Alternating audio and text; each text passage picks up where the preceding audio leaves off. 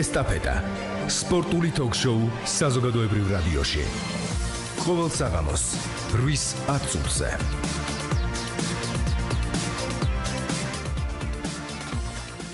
მოგესალმებით, ეთერშია სპორტული ток-შოუ ესტაფეტა, მიკროფონთან ელენე ბილიხოძე. წარმოგიდგენთ დღევანდელი ჩვენი გადაცემის სტუმარს. გაზეთ ველო ჟურნალისტი გია ტუხაშვილი 240 91 92 240 92 92. კითხვა და მოსაზრება რადიო 1.წერტილიჯზე გამოგვიგზავნეთ. გადაცემის მსვლელობისას თქვენ გეძლევათ შანსი ჩვენი ვიქტორინის გამარჯვებული გახდეთ. გადაცემის მსვლელობისას ჩვენი სტუმარი თავად ასვავს კითხვას და უკვე წარმატებულ რადიო მსმენელს თბილისი 2015-ის გახსნის საზეიმო ცერემონიაზე დასესწრები ბილეთები გადაეცემა.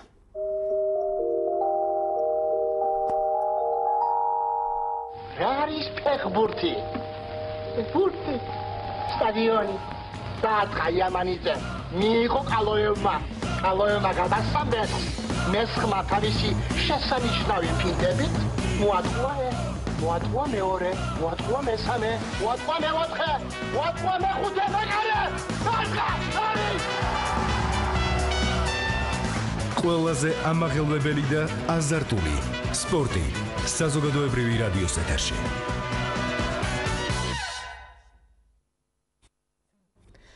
გია, კიდევ ერთხელ მოგესალმებით, მადლობა რომ ხართ ჩვენი გადაცემის სტუმარი. საკმაოდ რთულია დღეს ქართულ ფეხბურთზე საუბარი, იმიტომ რომ ფაქტიურად 4-ვე ქართული კლუბი ევროსარბილს პირველივე შეხვედრების შემდეგ დაემშვიდობა. მართალია გორისთვის ეს იყო მეორე საკვალიფიკაციო ეტაპი, მაგრამ ეს იყო მისთვის პირველი ეტაპი შეიძლება ითქვას. მოდი თავდაპირველად გუშინდელ შეხვედრაზე ბრძანეთ. ნამდვილად ვერ წარმოვიდგენდი რომ გორში განმეორებითი შეხვედრა ასეთი შედეგით დასრულდებოდა და სანახაობრივად ასეთი ფეხბურთის თვითმხილველი გახდებოდა ტელემაყურებელიც და სტადიონზე მისული ქომაკიც. პირველს ყოვლის ამოგესალმებით, მივესალმები რადიო მსმენელს. მადლობა მოწვევისთვის თქვენ გადაცემაში.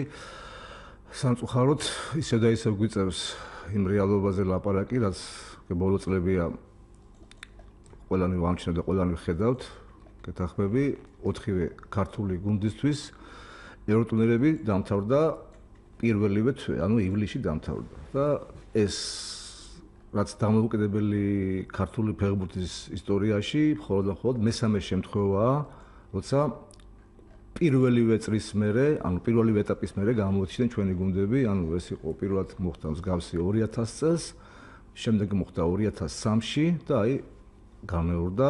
ახლა ამ თემას ალბათ ჩვენ მერე კიდევ დაუბრუნდებით.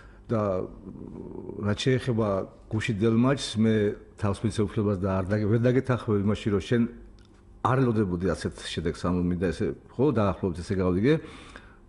სამწუხაროდ გუშინ კიდევ ერთხელ გამოჩნდა, რომ ძალიან დიდი სხვაობა იყო არა მხოლოდ საფეხბურთო კლასში, საქართველოს ჩემპიონსა და სერბეთის ჩემპიონს შორის.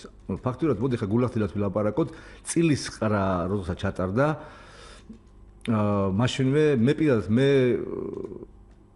მაშინვე აღნიშნე რომ გორის დილას ქონდა ძალიან მცირე შანსი პარტიზანთან, რომ შეიძლება დღესდღეობით სერბული საკლუბო ფეხბურთის დონე არ არის ევროპაში ისეთი რომ აუცილებლად თქვა როგორ შევადაროთ არ შევადარეთ დაუშვათ იგივე საშუალო იგივე დაუშვათ ჰოლანდიას, ბელგიას და აღარ ვლაპარაკობთ იმ დიდ ხუთეულზე, ხო? ინგლისი, გერმანია, საფრანგეთი, ესპანეთი, იტალია მაგაზე არ ვლაპარაკობ, მაგრამ იმ სერბეთში ხო არის ის ორი კლუბი, პარტიზანი, ცხვრინაზვერა და რომელთა შორისაც ესე ვთქვათ ნაწილდება ოქროსმედლები, მაგრამ ეს გუნდი თავისი ბიუჯეტით ყოველწლიურად მონაწილეობს ევროტურნირებზე, ხო? ჯერ იქაური თამაშის შემხედვარი, როცა პირველი თამაში როცა იყო და ის სტატისტიკას თუ გადავხედავთ, რამხელა უპირატესობა ჰქონდა პირველივე თამაში პარტიზანს დილასთან, ანუ ახლა მოდი რა გულახდეთ ვილაპარაკოთ. ის ანგარიში პირველი თამაში რაც იყო, ის არ ასახავდა რეალურად ძალთა თანაფარდობას რასდებოდა მოედანზე, ხო? დიახ. თუ ფაქტიურად ლამის სალკარა გვეთამაშა, ხო პარტიზანი ვიცი ახლა მიადევნა თვალი ტელევიზიის მაგ თამაშს.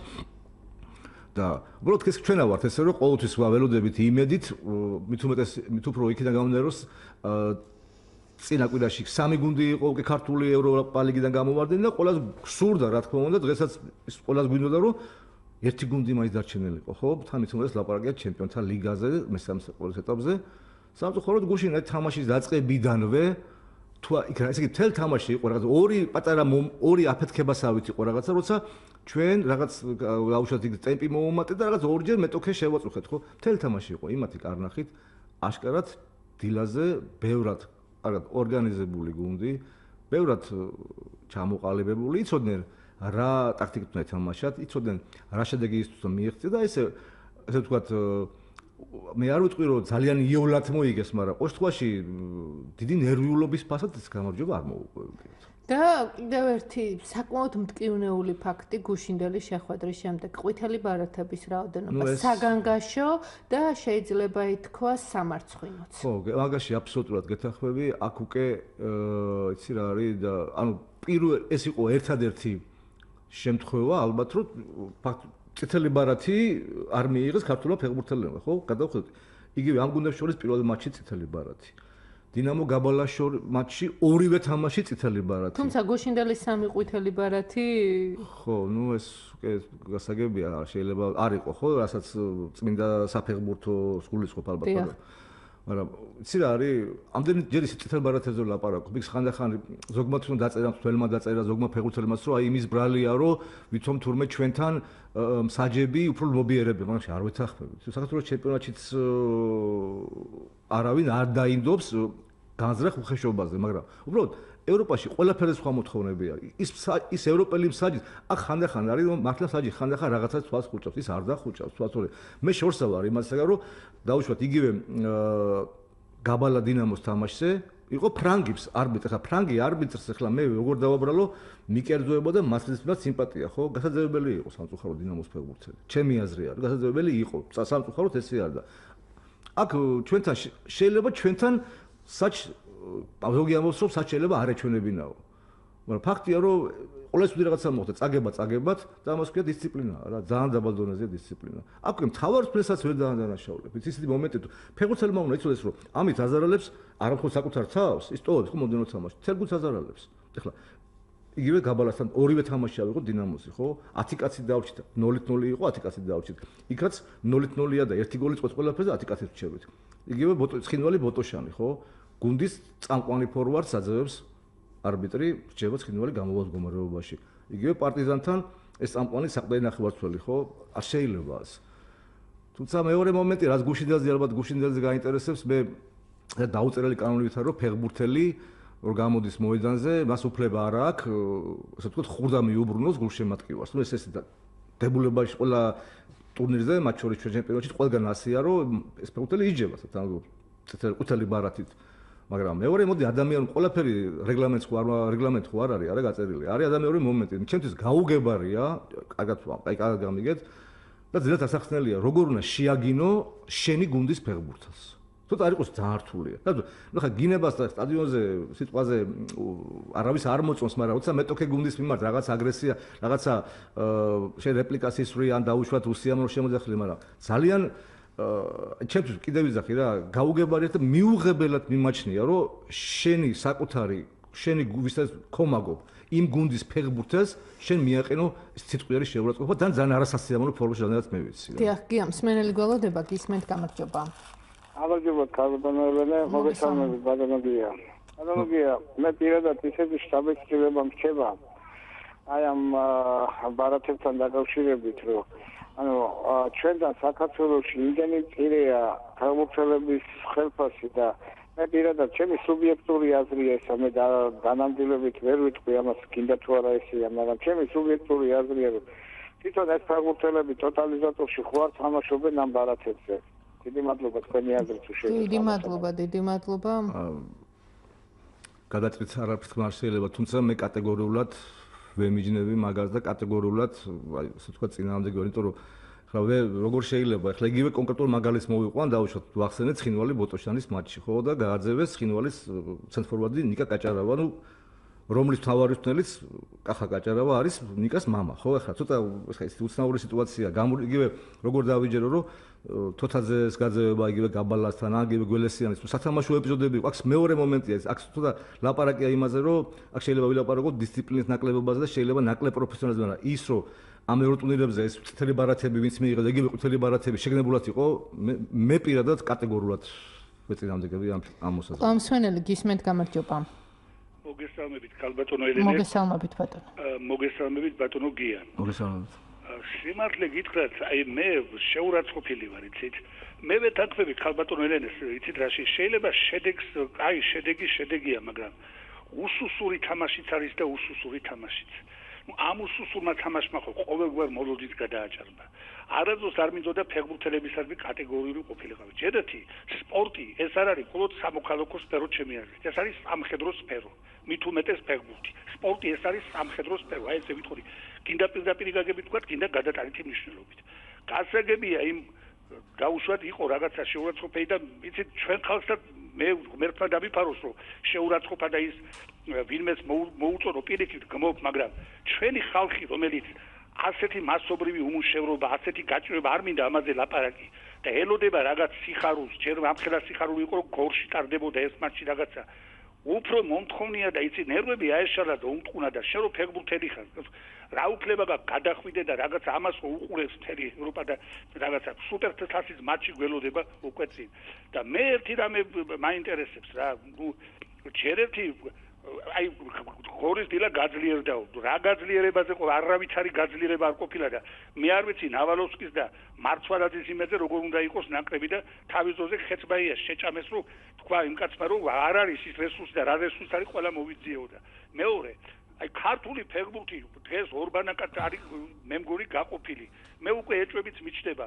მე არ ვიცი რომელი ბანაკი უფრო მრავალრიცხოვანია მაგრამ ხანდახან მიჩნდება რომ შეთქმულებაც ხო არ არის რაღა ერთმანეთის მიმართ და რას გვერდჩიან აი ძალიან აი აღელვებული ვლაპარაკობ რა მაპატიეთ გასაგებია დიდი მადლობა გიარა შეიძლება ითქვას ამ მსმენელის საპასუხოდ შეთქმულებას მე ვერ გავიგე რა შეთქმულება და შეიძლება იყოს ლაპარაკი ანუ რომელ ბანაკებზე არ ლაპარაკი არ ვიცი ას გულისხმობდა პატიცებული გულშემატკივარი თუმცა კიდევ ვიძახი რომ მე საკუთარი აზრია ეს შეიძლება ვინმე დამეთანხმოს ან არ დამეთანხმოს მე რა თქმა უნდა ფეხბურთელმა უნდა მოტოკოს ნერვები და არავითარ შემთხვევაში არ უნდა შეეპასუხოს დაუშვათ ტრიბუნაზე მყოფ გულშემატკივარს მაგრამ კიდევ ვიძახი არსებობს მეორე მხარესკი ადამიანური მხარე ხარ ნუ არ არის ადვილი როცა მიზანმიმართულად თან კიდევ ამბობ შენი გუნდის გულშემატკივარი რო გაგინებს ხო ხა ცოტა არ ქართველები ვართ რა დაახლა ცოტა ძნელი მასატანი არის რა ჩემი კიდე ისევ და ისევ უნდა ჩემ პირადი აზრი არის თუმცა იგივე აი რაზე ჩვენი მსმენელი საუბრობდა გულშემატკივარს დღეს უნდა შედეგი და იმდენად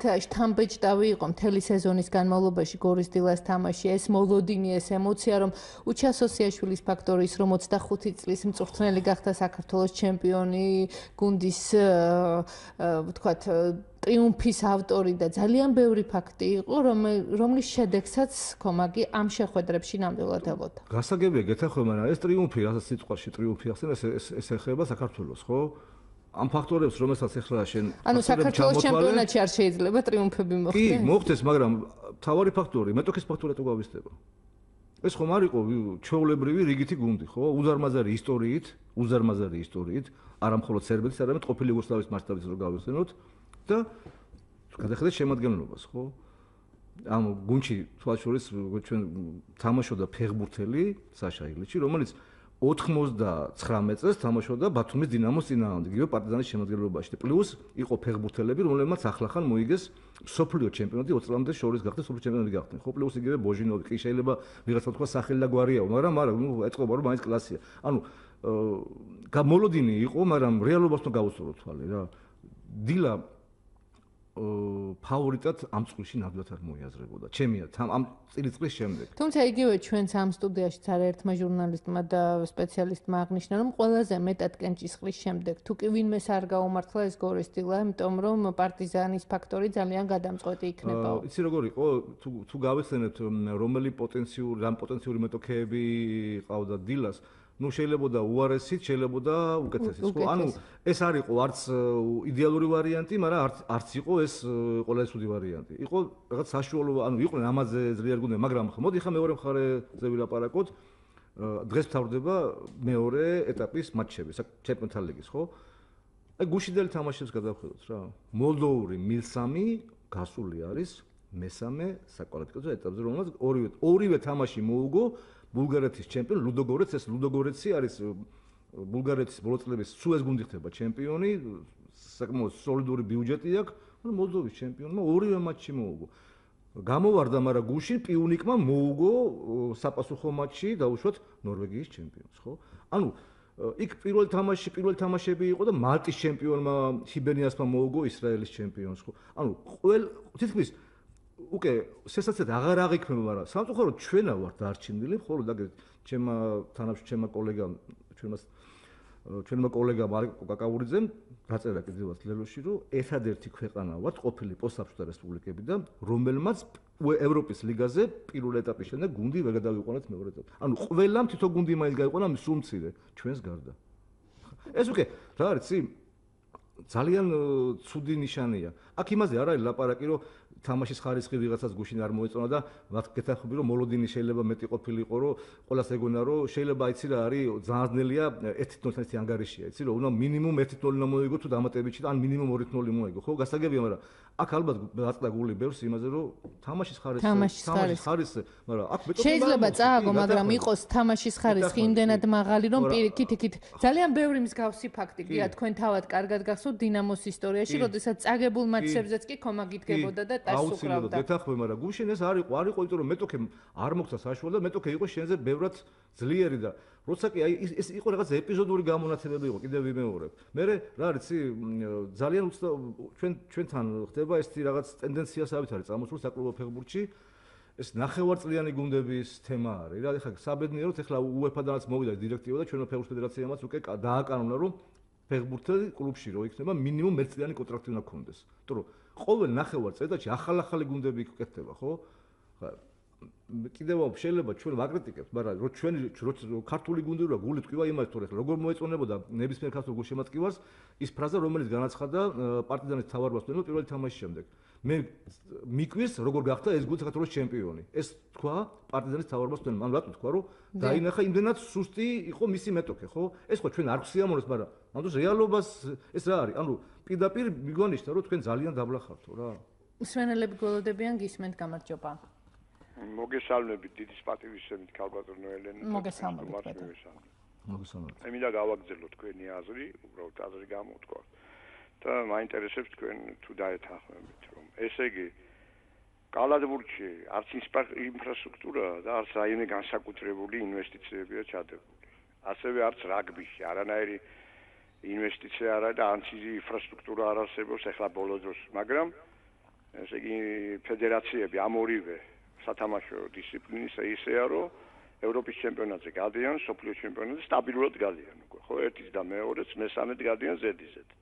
ესე იგი აქ არც სლავად იმაში ყოფილა, რომ ინვესტიცია არ იდება, კერძო ფული არ არის, არავის არ აინტერესებს ფეხბურთი. კალათბურთი ვის აბა სადარ რა კალათბურთის გუნდები ყავს. ვერცერთ კალათბურთის გუნდს, ბატონებო, ვერ გავიყვანთ ვერცერთ ტურნირზე. მაგრამ მე იმას არ ნიშნავს. სამაგიეროდ დაკრები ყავს ისეთი, რომ მესამე წელია, მესამე ესე იგი ეტაპია, რომ ზედიზედ გადიან, ხო? როგორ არის ესე იგი საქართველოს ჩემპიონატი არა გვაქვს, მაგრამ იქ ხო გადიან. ასევე რაგბიში რაიმე განსაკუთრებული საქართველოს ჩემპიონატი არ არის. მართალია კონკურენცია უფრო მეტია ვიდრე ფეხბურთში, მაგრამ სამაგიეროდ იქ რაოდენობა გუნდების ნაკლებია. აქაც ეს მემაჩნია პირველი უდიდესი შეცდომა ის იყო, რომ ესე ამდენი ფეხბურთელი არ აყვავს და რადგი და ამდენი გუნდიღაც. ამდენი ფეხბურთელიც ყავს, გადაანაწილე ის თანაბრად და ყავდეს ერთი 10 გუნდი. აი ნახეთ განვითარებული ძალიან ბევრ ქვეყანაში 10-12 გუნდი მონაწილეობს, მეტი არა რა. იგივე სერბეთში რამდენი გუნდი თამაშობს. მე მგონი როგორც მახსოვს 10 ან 12 მეტი არა. აი თქვენი აზრი მაინტერესებს. ესე იგი სრულიად ვადანაშაულებთ ფედერაციას და არავის სხვას, არც ინვესტიციებს, არც ინფრასტრუქტურას და არაფერს. ერთადერთი ფედერაციის ბრალია ყველა. კი ბატონო, კიდევ ერთი მსმენელი გია ვუპასუხოთ და შემდგომ არ დავარღვევთ ტრადიცია და თქვენ თავად დასვით ჩვენი ვიქტორინის კითხვა და ჩვენს მსმენელებს უკვე შემდგომ უპასუხეთ ამ კითხვებზე. გისმენთ გამარჯობა. მოგესალმებით. გისმენთ. სამწუხაროდ გაითიშა დიახ.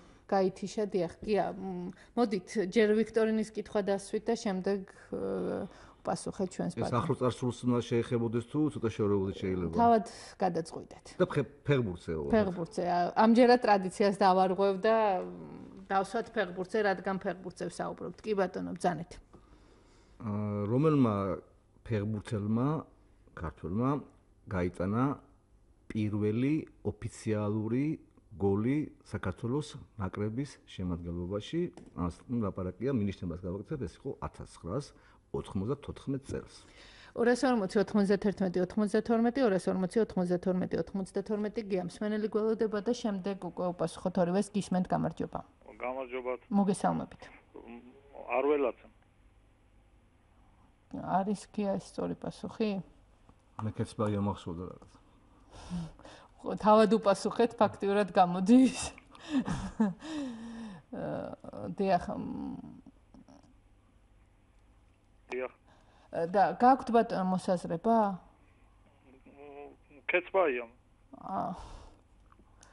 კარგით კი ბატონო, იქნებით ჩვენი ვიქტორინის გამარჯვებული, ფაქტიურად გიამ უპასუხა ამ კითხვას და გიასთან ერთად თქვენს გადმოგცემთ ამ ბილეთებს, დიახ. რაც შეეხება თავად აი პირველი მსმენელის მოსაზრებას, დიახ, რა შეიძლება ითქვას მის აპასუხოთ გაზრდილი გუნდების რაოდენობაც, შესაბამისად ეს ყველაფერი? ხო, იქ ორი საკითხად შეგვიძლია ჩამოვაყალიბოთ. პირველი საკითხი იყო, როგორც მახსოვს, პარალელი იყო გავლებული კალათბურთო და რაგბის ნაკრებთან დაკავშირებით, ხო და მეც ვეთანხმები, რომ კალათბურთში, ანუ ეროვნული ჩემპიონატი, რა თქმა უნდა, არ არის ისეთ დონის, როგორც გვინდა, იგივე რაგბის არ არის და ანუ სამაგეროდ ორივე ნაკრები აღწევს წარმატებას და მე სრულიად გულშემატკივრობ კალათბურთის ნაკრებს ევროპის ჩემპიონატზე მოახლოებულზე, რაგბის და მსოფლიო თასზე, მაგრამ რატო გავიზრდება, რომ სამაგეროდ ყავს ძალიან მაღალი დონის ლეგიონერები კალათბურთში, რომლებიც თამაშობენ წამყვან კლუბებში და ყველაფერს თავი გავანებოთ, ორი ქართველი კალათბურთელი თამაშობს NBA-ში, ხო ეს ხლა იმის ზემოთ ხო არაფერი აღარ არის, ხო იგივე მარკოიშვილი, იგივე სანიკიძე, სინცაძე, ხო რა გუნდებში თამაშობენ, ფაჩულიაზე, აღარ ლაპარაკობ, ფაჩულია შენგელზე არაფერს აღარ ვამბობ, ხო ანუ აქ ლაპარაკია, ეს ხალხი, ეს 5-6 კალათბურთელი თამაშობს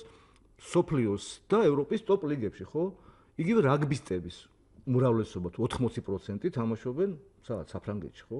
ყველაზე ელიტურ ლიგებში და ანუ ამ ხრივ აი მე არ მიკვირს ის რომ იგივე რაგბისტები და კალათბურთელები გადიან და აღწევენ წარმატებას. თანაც კიდე ერთი ნიუანსია უფრო შედარებით, კარგად არ მინახავს ის სხვას თქვი, ხომ რომ შედარებით მარტივად არის კალათბურთში გაზრდილია კოტა, გაზრდილი რამდენი კალათბურთის ანუ რამდენი ნაკრებს შეუულია მოხდეს ევროპის ჩემპიონატზე, უფრო ბევრად უფრო შედარებით ადვილია ვიდრე ფეხბურთში. ანუ აქ უნდა დაიკავო მინიმუმ ჯგუფში მესამე ადგილი, ხო იქ სხვანაირად არის სიტუაცია უკვე.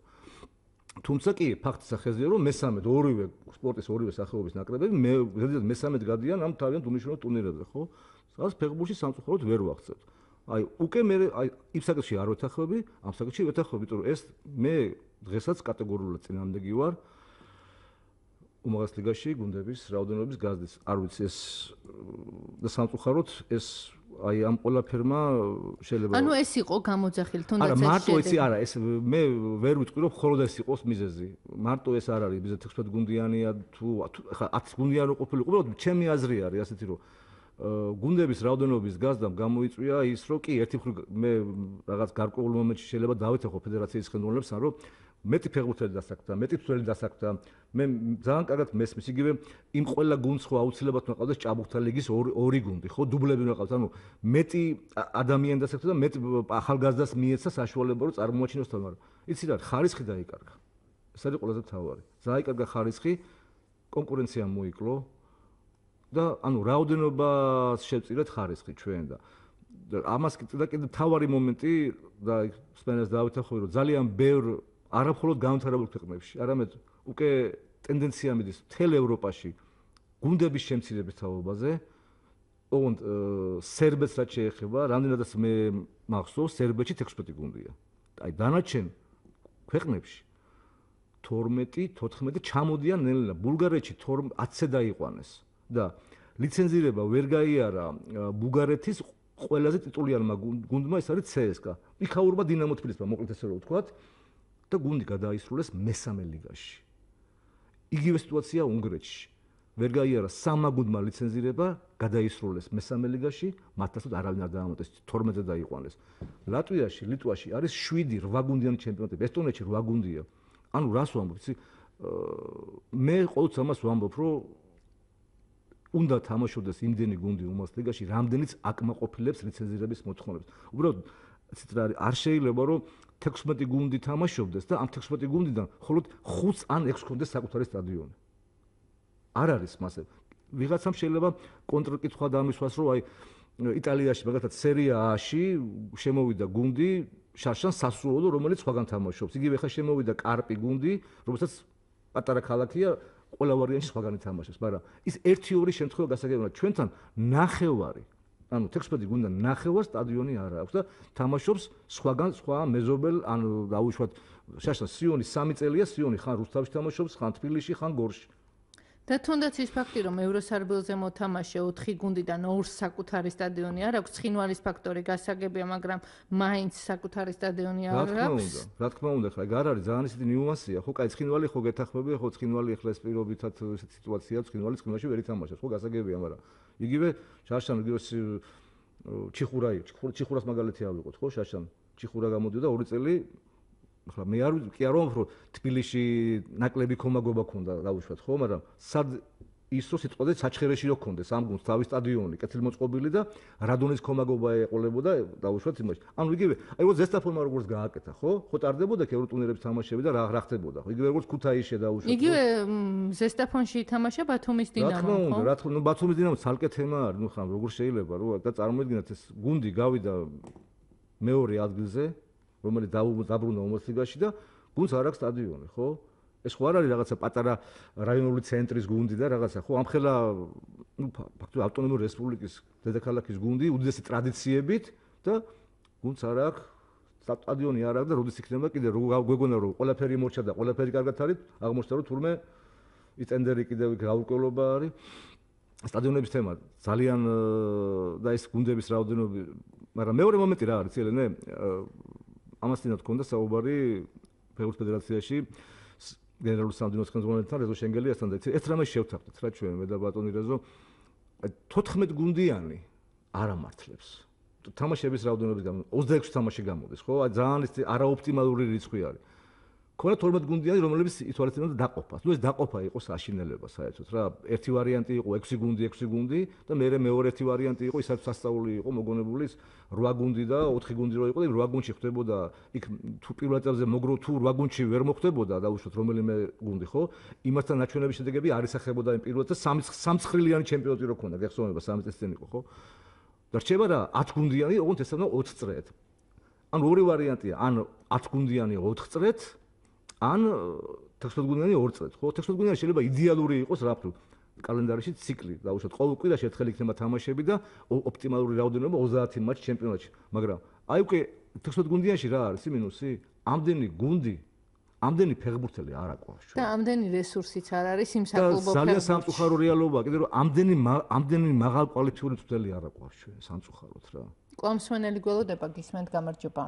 საღამოშვიდობის კალბატონველინე მივესალმებით თქვენ სტუმარს. მოგესალმებით. მინდა აღვნიშნო, რომ გორში ჩატარებული თამაშის მერე იქვე სტადიონზე ძალიან საყურადღებო და მნიშვნელოვანი განცხადება გააკეთა საქართველოს სპორტის მინისტრმა, სრული სერიოზულობით აღნიშნა ქართული ფეხბურთის კრახი და იქ ხაზი იყო გასმული ზუსტად იმ ნიუანსებზე, რომ ეს ყველაფერი მაფიქრებინებს, რომ უახლოეს მომავალში საქართველოს საფეხბურთო სამყაროში დაიწყება სრულიად ახალი ფურცლიდან ფედერაციის მოღვაწეობა, იქნება ახალი ხელმძღვანელი პირები, რომლებიც სულ სხვა დონეზე შეეცდებიან როგორც გასცენ, ასევე მოითხოვონ შედეგები ფეხბურთელების მხრიდან და იმ ჩინოვნიკების მხრიდან, ვინც დაკავდება ამ ახალ ფედერაციაში. და ასევე ხაზი მინდა გაუსვა უახლოეს წარსულში, სანამ ბილეთების რეალიზება დაიწყებოდა ბარსელონა-სევილიის თამაშზე, ერთ-ერთი არხის რო იწვიან არც თუ მთლად სერიოზულ გადაცემაში მიწვეული იყო საქართველოს ფეხბურთის ფედერაციის პრეზიდენტად მომუშავე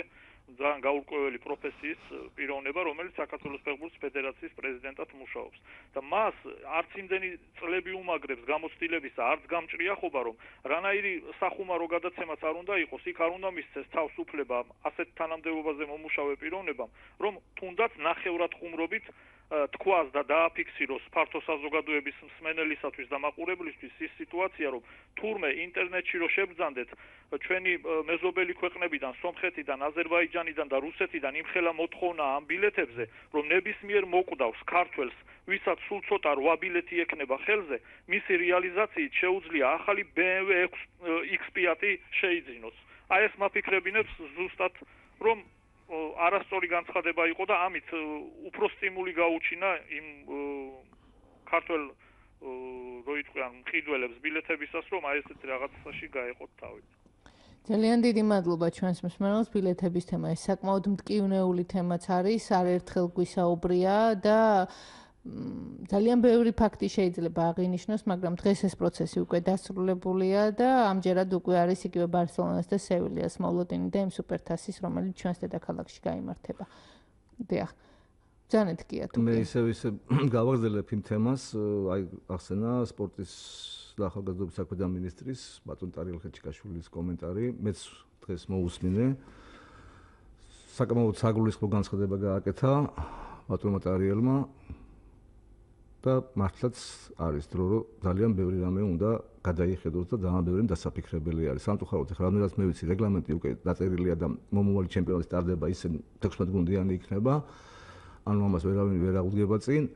აი უკვე ამის მერე მე არ ვიცი, ეს ხელმძღვანელობა იქნება ფედერაციაში თუ ახალი მოვა, პირველ რიგში უნდა ყველა ღონევა ვიხმაროთ და პირველ რიგში უნდა გავაძლიეროთ საკუთარი ჩემპიონატი. ჩვენ თუ ჩვენი ჩემპიონატი არ გავაძლიერებთ, ჩვენ არაფრის იმედი აღარ უნდა გქონდეს. კი, ხლა გადაღებული და უკეთ თემაა, რომ აუ ყოველთვის ყავს ძალიან ნიჭიერი ბავშვები, მახსოვს აი ამ სტუდიაში მე და შენ ძალიან ხშირად გვისაუბრია ამ საკითხზე, რომ ეს და გვსვავთ იმ რიტორიკულ კითხვას. მერე რა ხდება? ანუ 17-18 ბიჭები, 19 ბიჭები აღწევენ წარმატებას ასაკობრივ შეჯიბრებებში, უკვე ლამის ევროპის ჩემპიონატის ფინალებზე ვერ გასვლას აღვიქვავთ ტრაგედია და უკვე როგორც შეიძლება უკვე ვაკრიტიკებთ, რატო ვერ მოხდით იმ 8 გუნდში? ხო უკვე იმ დონეზე აიწიათ ამას, ხო ამ ასაკობრივ ნაკრებებს გულისხმობ, მაგრამ აქ ეროვნული ნაკრებია თავარი ბარომეტრი, ხო? და ეროვნულ ნაკრებში ეროვნული ჩემპიონატიდან თუ არ მოხდა ფეხბურთელი, სამწუხაროდ დღეს არა ვართ, წეგარო ვახსენე კალათბურთელების მაგალითი რო ვახსენეთ, არა ვართ განებივრებული დღეს ისეთი დონის ქვეყნებში, რომ ქართველი ლეგიონერები თამაშობდნენ. ადრე გაიხსენეთ როგორ იყო გერმანია ბუნდესლიგაშიც ყავდა და პრემიერ ლიგაშიც ყავდა და სერიაში 10 წელი კახაკალაძე თამაშობდა, როგორ ვიცით, ხო? და ეხლა სამწუხაროდ ძალიან შორს არის ის, როდესაც ჩვენებმა ითამაშონ იგივე მილანში და იგივე კახის. ლევონ ჭედლიძეა იტალიაში, ხო? ძალიან ისე სერიოზულად ჩვენ ჩემპიონატში და არ ვიცი კიდევ ვიძახი მათ აქვს საკუთარი არგუმენტები, მე ჩემი არგუმენტი მაქვს და მე რამდენიც მახსოვს 2 კლუბი იყო გუნდების რაოდენობის გაზის წინააღმდეგი, ეს იყო დინამო თბილისი და ეს იყო ზესტაფონი. როგორ სხვა ყველა კლუბი იყო თანახმა. თუმცა ერთი სიახლე, რომელიცაც ფედერაცია აღმასკომამ ხარი დაუჭირა და მე აბსოლუტურად მივესალმები ამ იდეას, რომელიც ნაკრების თავმჯდომარემ კახაცხადაძემ წამოაყენა და რომელიც სხვათა შორის თავის დროზე თემურ ქეცბაიას დიდი სურვილი იყო. თუმცა მაშინ აი ასეთი გამოხმაურებაც და მხარდაჭერაც არ ჰქონია თემურ ქეცბაიას. გეთახმები არ ყოფილა მაშინ ძალიან ბევრი კლუბი კი რა, არავინ, ანუ ყველა მოვარიოთ რა, ხო? მე მახსოვს ეს ერთი მხარდაჭერი ვინც იყო ამ იდეის, ეს იყო გაზეთი ლელო, პირადად მე გამოვეხმაურე და ხარი დაუჭირე ამ წინადებას, თუმცა რატომღაც თემური იდეახთა რომ არავის მხარი არ დაუჭერიაო, ამ დროს მე შემიძლია თუ დაინტერესდება მე ვანახებ იმას, საბედნიერო დრო შეიცვალა ეხლა და ყველა ალბათ მიხვდნენ, რომ ეს აუცილებელი არის, რომ ყველა მატჩში თითოეული გუნდი ვალდებულია, რომ მოედანზე ყავდეს 2 ახალგაზრდა ფეხბურთელი. იმიტომ რომ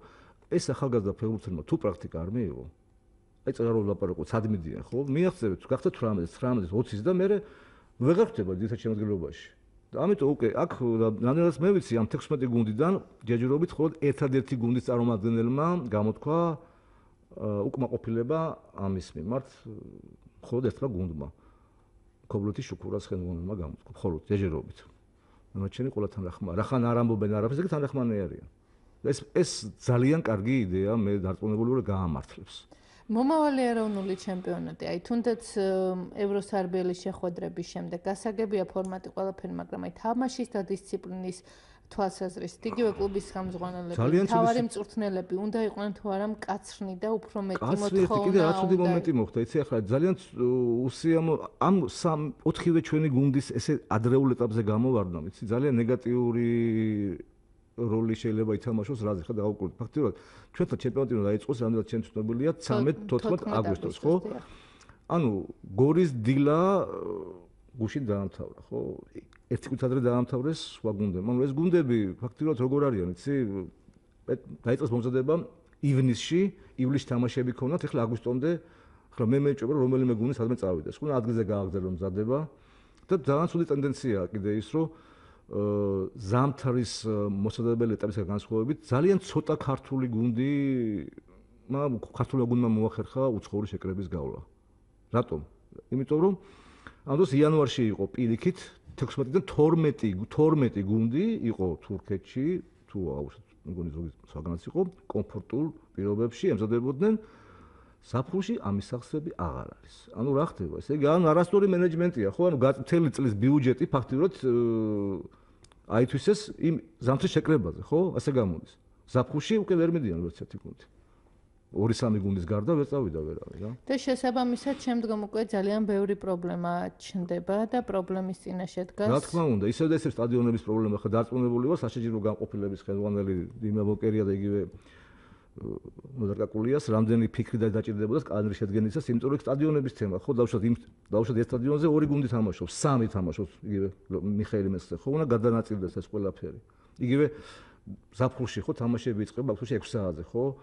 ხო, ყველას გვინდა თამაშები იყოს ზაფხულში განათებაზე 20 საათზე, ხო, სიცხე არ იყოს, მაგრამ რამდენ საათი განათება? მაგრამ გუშინდელი შეხვედრა. ხო, ახლა ნუ აი ერთმანეთს ვერ ვასებ, ნუ ახლა არ ვიცი, რამდენად აი მე ვერ დამაჯერებს იმას, რომ გუშინდელი მატჩი ჩატარდა საფეხბურთო პირობებში და შეიძლება მაგათ დაერქვა საფეხბურთო პირობები. აქ მოდი, კაი, სიცხეს არ შეიძლება, იცი, ჯერ კაი, UEFA არ თხოვს მაგას, რომ გიერთვარ განათება უნდა გქონდეს, მაგრამ თავმოყარობის ამბავია, იცი, როცა შედგა პრეტენზია, რომ ჩემპიონი გუნდი ხარ და რაღაცა, ხო? ხა და მე მგონი განათება უნდა მოგვარდეს რა საკითხი რა, თორე ფაქტურად ვის აქვს ახლა განათება? თბილისის დინამოს, ნუ მიხეილ მესხის სახელობის სტადიონს, თუმცა შორის საბურთალოზეა, მე რამდენად ჩემთვის ნობელია, ბენდერა სტადიონზე არის განათება და ნუ ზესტაფონია ქუთაისი.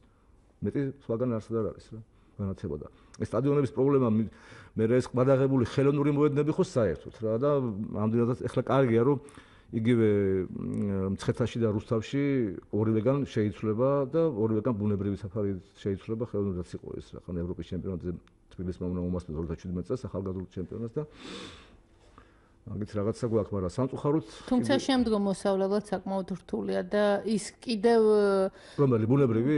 ხო, რატომღაც ხალხს გონია რომ ხელოვნურს დავაგებ და ამას მოვლა არ ჭირდება. ამასაც ხელოვნურსაც ჭირდება, მაგრამ ცოდნა უნდა, მოვლას უნდა ცოდნა და სამწუხაროდ ჩვენთან ეს პრობლემაც არის, აგაგახსენებ 3 წლის წინ ერთ-ერთ არ მინდა დავასახელოს ის სტადიონის ახლა დაგებული 2 თვის 3 თვის წინ დაგებულ სტადიონზე პირველ თოვლი რომ მოვიდა და თოვლი ვერ აიღეს და თამაში ჩაიშალა. ანუ არ იცოდნენ ის თოვლი როგორ აიღოთ იმ ხელოვნურ მოედანზე. ანუ გაკეთდა იმისთვის, რომ ვითომ კლიმატური პირობების გათვალისწინებით იყო, ხო? თოვლი სანამ არ დადნა თოვლი, თამაში ვერ ჩატარდა იმ სტადიონზე. კომსმენელი გისმენთ, გამარჯობა. გამარჯობათ. მოგესალმებით.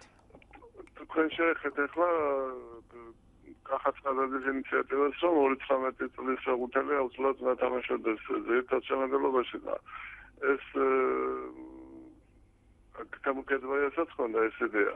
ახლა სხვაგვარად შეიძლება დავსვათ საკითხი, ეს სათხდება რომელიმე სერიოზულ ჩემპიონატში, თუ ასად არ ხდება და წარმოუდგენელიც არის ასეთი პირობა დაუსვათ. და რო წარმოვიდგინოთ ჩვენი დიდი დინამო რო იყო 1991 წელს, გასაგებია სხვა მასშტაბებია, მაგრამ თუ როდესმე დიდი მოთხოვნა არ იქნება, არც მასშტაბი არ იქნება, ახლა მაინც და მაშინ რომ 2019 წელს საკუთარი მოეთხოვათ, აბა ვინ უნდა ამოვარდნილიყო შემაგერლობიდან ყველაზე ახალგაზრდა 23 წლის იყო მაშინ.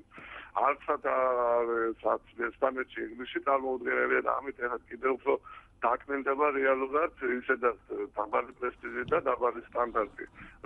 როგორ უნდა შეადგინოს შემაგერლობას საკომპლექტო 19 წლის ფეხბურთელი კარებში ჩააყენოს დაცვაში და არსად სერიოზულ ჩემპიონატში, სერიოზულ ტურნირში არსად რა ხდება და ახლა ჩვენ რო გავაკეთებთ, რას მივიღებთ, ეს ალბათ გარკვეული დროის მანძილზე პოპულისტური რიტორიკის თემა იქნება და მე შევცვლით ამას და დროგადის და საკმაოდ მაგალითად მიუღებელი მქონია და ეს როგორ უნდა გამახორციელოთ ჩემთვის გაუგებარია. დიდი მადლობა. კიდევ ერთი მსმენელი გისმენთ, გამარჯობა. გამარჯობათ. მოგესალმებით. ძალიან სამწუხაროა ჩემი ფეხბურთის ასეთი დონე და უნდა გავიხსენოთ რომ ახლა მოუცარ ხუსრავანს თქვა რომ ქართული ფეხბურთი აღარ არსებობს. აღარ არსებობს იმიტომ რომ ბათუმი კარგი გუნდია, კარგი იყო და კარგი სტადიონი ჰქონდა საუცხოო ადგილზე და იქ ერთი კაცის განკარგულებით სახლები აშენდა. ზუგდიდშიც სახლი აშენდა სტადიონზე. იუსტიციის შენობა. თბილისში 8 სტადიონზე აშენდა სახლები. ეს ხო ნიშნავს იმას, რომ გუნდებს არც სტადიონი უნდა ქონდეს, არც დაფინანსება და მასადამე საქართველოს ფეხბურთს უნდა მოისპოს და თუ არ მოისპო კიდევაც დაკლინდა რა. ეს სახელმწიფოს ბრალია და სახელმწიფომ უნდა ამოასწოროს ეს მდგომარეობა. ფეხბურთი მასობრივი სპორტია, კალათბურთი არ არის ფეხბურთი.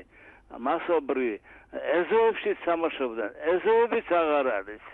ისე რომ მასობრივი სპორტი, ფეხბურთი საქართველოში აღარ არის და იმიტომ აღარ აქვს ესეთი ფეხბურთელები. აი ეს არის მიზეზი და სხვა დანარჩენები, რაზედაც თქვენ ლაპარაკობთ, ეს არის მეორე და მესამე და მეათე ხარისხი.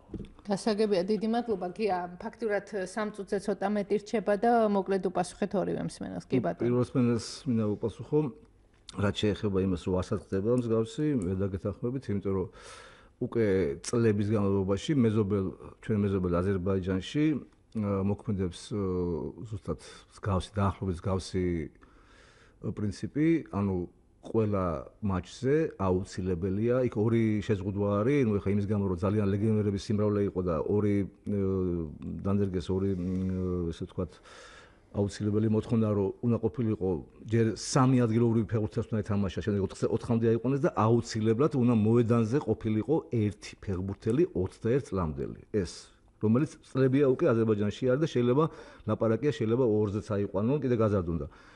ამას გარდა მე სტაჟიან გულშემატკივრებს ალბათ ემახსოვრებათ ყოფილი საკავშირო მეორე ლიგის როცა ტარდებოდა და იქ ჩვენ მე-9 ზონაში ვიყავთ უფრო ხშირ შემთხვევაში, როცა იქ 7-8 ქართული გუნდის გამოდიოდა და აუცილებელი მოთხოვნა იყო თითოეულ ყველა ოფიციალურ მატჩზე მოედანზე ყოფილიყო 18 წლამდელი ერთი ფეხბურთელი. თანაც თუ მისი შეცვლა შეელო მის თანატოლს. ანუ ეს და სხვათა შორის ძალიან ბევრმა შემდგომში ცნობილმა ფეხბურთელმა აი ეს გზა გაიარა ზუსტად, რომ ის ასაკობრივი ცენზი, ანუ მას საშუალება ჰქონდა, რომ 18 წელსაკში ბიჭს ეთამაშა ყოფილ საკავშირო მეორე ლიგაში. ძალიან დიდი მადლობა გიამ საინტერესო საუბრისთვის. იმედია ჩვენი მომდევნო შეხვედრისას რაღაც წარმატების შესახებ ვისაუბრებთ. დადებითი ფაქტორიც ბევრი იქნება იმ ეროვნულ ჩემპიონატში, რომელიც 14 აგვისტოს დაიწყება. გია ტუხაშვილი გახდა დღეს ჩვენი სტუდიის სტუმარი. მე 22 საათსა და 20 წუთამდე გემშვიდობები და ამ დროს დღის სპორტის ახალ ამბებს წარმოგიდგენთ.